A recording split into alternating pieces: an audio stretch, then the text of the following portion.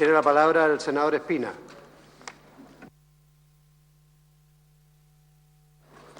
Muchas gracias, señor presidente. Hoy este Senado debe resolver si el ministro Harald Beyer, con su conducta, violó intencionalmente la Constitución y las leyes. Se le imputan falta de probidad, esto es, ser deshonesto, y se le imputa faltar a la verdad, esto es, ser mentiroso. No creo que existan para un servidor público imputaciones más agraviantes que aquellas que se le están formulando. No estamos juzgando si compartimos el mérito de sus políticas públicas, ni tampoco si las respaldamos. Estamos diciéndole a un ministro de Estado, a un servidor público, que es mentiroso y que es deshonesto. Y frente a tamaña acusación, la ley y los tratados internacionales nos obligan a ser extraordinariamente rigurosos en los principios que se deben seguir para llevar adelante este juicio jurídico, político, como se ha señalado. Y ahí surge un principio consagrado en nuestra Constitución en el artículo 19, número 3, y en todos los tratados internacionales que señalan debe ser un juicio justo, sometido al debido proceso. Y las normas del debido proceso establecen una disposición que nadie discute, que es fijar la competencia y la materia sobre la cual nosotros vamos a fallar. Y nuestra Corte Suprema ha señalado con toda claridad que dónde se fija la materia sobre la cual tenemos que resolver.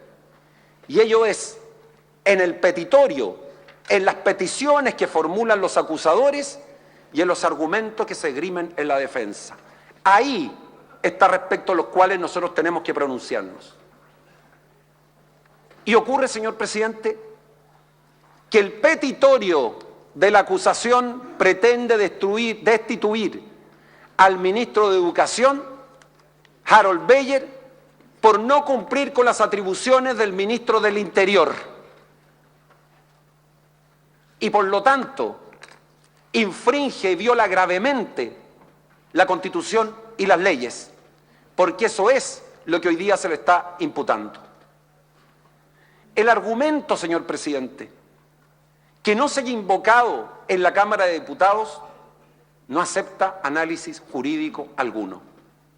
Sería tan absurdo como sostener que cuando una persona guarda silencio ante una fiscalía, ya sea la Fiscalía Nacional o la Fiscalía del Ministerio Público, utilizando su derecho al silencio, posteriormente no pueda argumentar en su defensa, nada menos que ante los tribunales de justicia.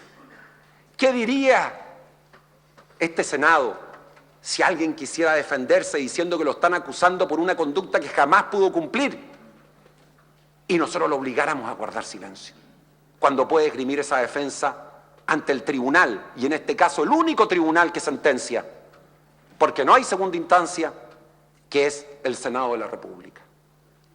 Señor presidente, esta acusación por ese solo argumento debe rechazarse, porque adolece e infringe gravemente las normas constitucionales que rigen una materia de esta envergadura. Pero se han invocado otros argumentos de fondo, que yo quisiera en el cuerpo del escrito que ellos han presentado hacerme cargo. Se le imputa en concreto al ministro que tiene facultades para investigar y sancionar a las universidades que están lucrando y que están infringiendo gravemente la ley, porque el lucro, hay que decirlo con toda claridad, por parte de las universidades, si hay recursos públicos, es un delito.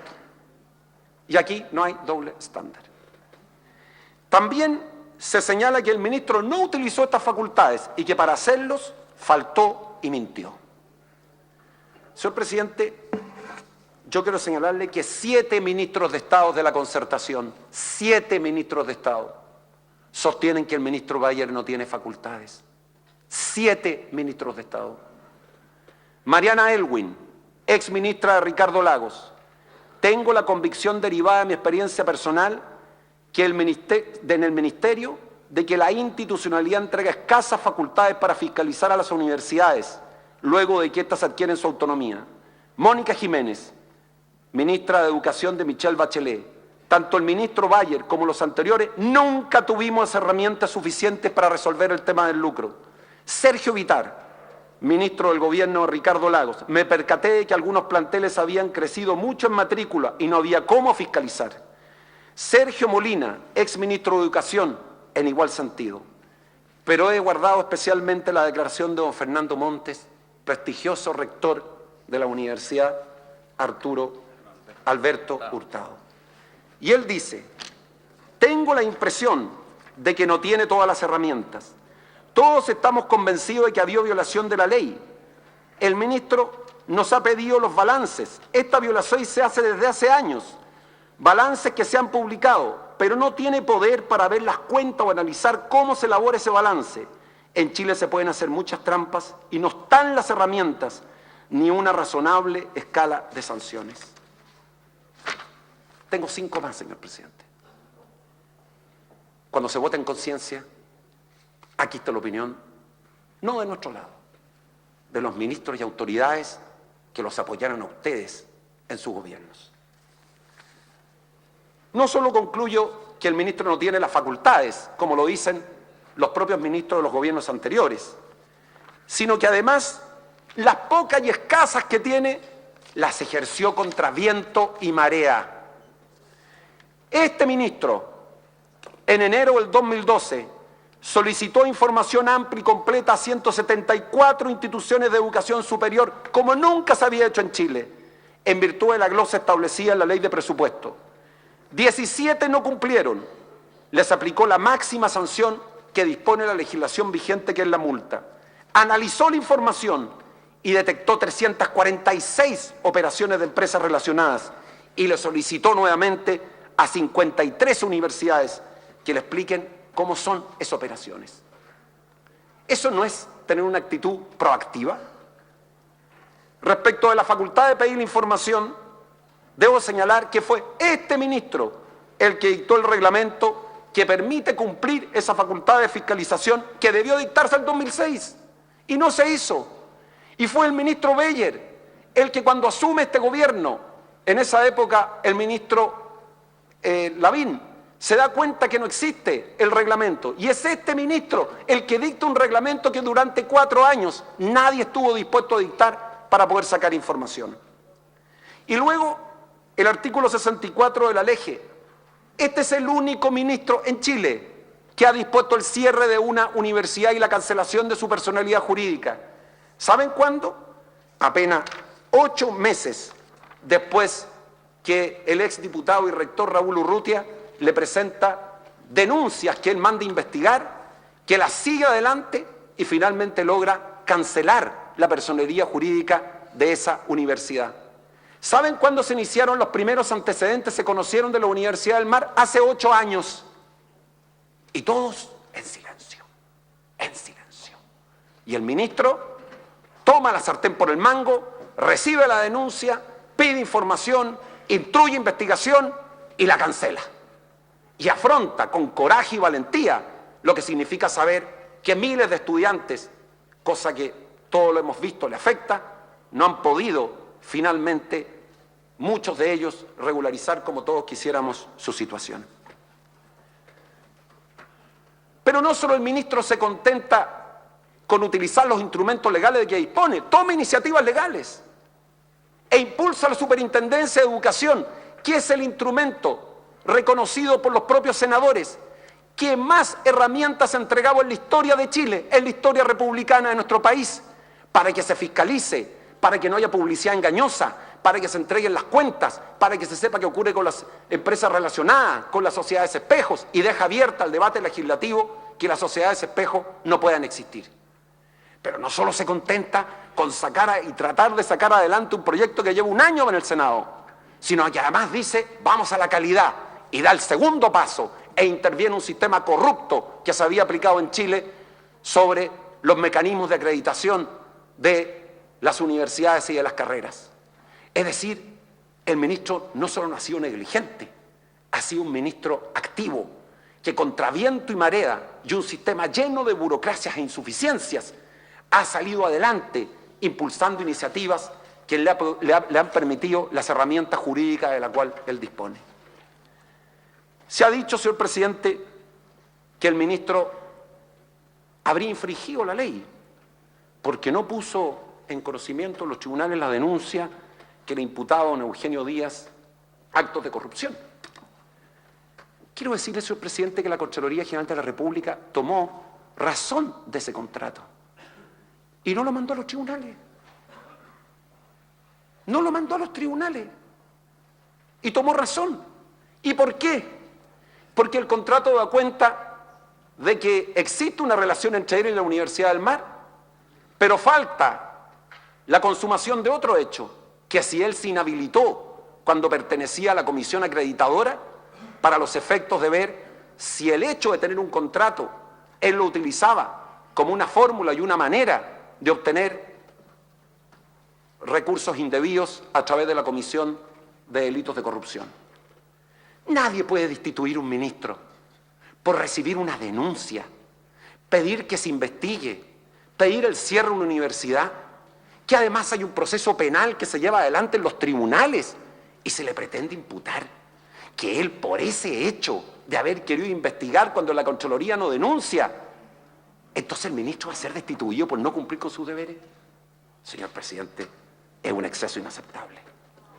Yo quisiera finalizar señalando, señor presidente, que estamos frente a un ministro que constituye un ejemplo de servidor público. Un servidor público que no tiene agenda propia. Que cuando la expresidenta Bachelet y el expresidente Lagos lo pidieron que colaborara en momentos cruciales de conflicto social, jamás se rectó. Nunca una palabra para decir, con pequeños cálculos políticos no me conviene. Un hombre que de la academia, de la experiencia, decidió meterse en el mundo de la política. Un hombre que moros y cristianos han reconocido que tiene el talento, la capacidad y sobre todo lo que vale tanto en la vida, la idoneidad moral, la calidad moral para ser un servidor público respecto del cual es inaceptable que sobre la base de una acusación que no tiene los fundamentos adecuados se le pretenda destituir por no ser honrado y ser mentiroso. Siempre uno confía en que este Senado va a actuar como jurado. Votar en conciencia no significa hacer lo que uno quiera. Uno cuando actúa en conciencia lo hace sobre la base de dos consideraciones.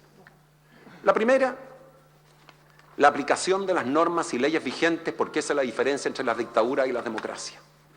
En democracia, las leyes y la Constitución se respetan. Y la segunda, la valoración de la prueba, exigiendo niveles de rigurosidad tales que nunca una persona pueda ser condenada por señales, por mensajes, por cuestiones de política partidista.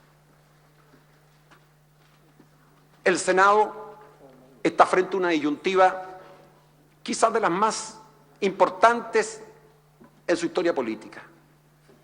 Decidir destituir un ministro o permitirle que siga cumpliendo su función porque lo ha hecho con las pocas herramientas que tiene y ayudarlo a fortalecer esas herramientas.